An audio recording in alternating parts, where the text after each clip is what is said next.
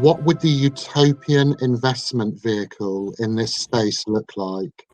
And how can we channel some of the profits being made back into indigenous cultures and wisdom keepers?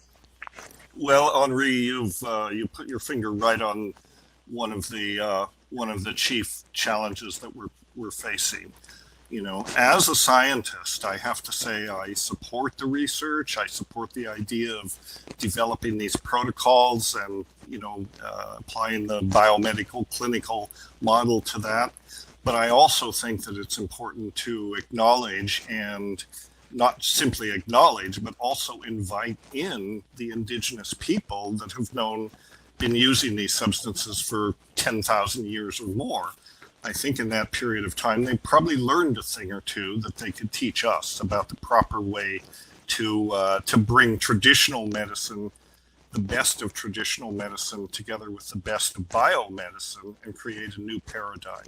It's pretty clear that if we're going to integrate psychedelics into therapeutic practice in the West, it's going to have to be changed radically in order to use these drugs. We can't use the old model of here's a prescription, take 2 of these and call me in the morning. It does not work like that.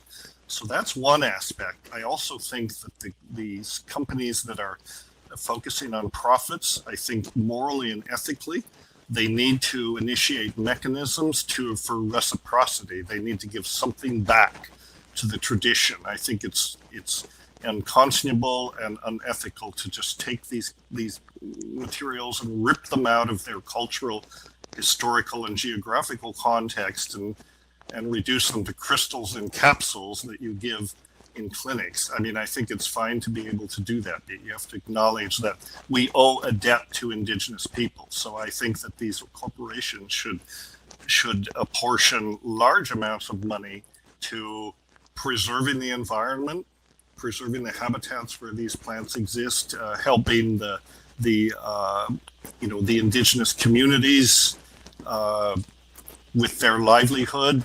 There are big sustainability issues with some of these natural medicines. Ayahuasca is under a lot of pressure. Iboga is under a lot of pressure. Nothing that an infusion of capital could not fix, but there needs to be the will to do that. I mean, that's the moral equation here.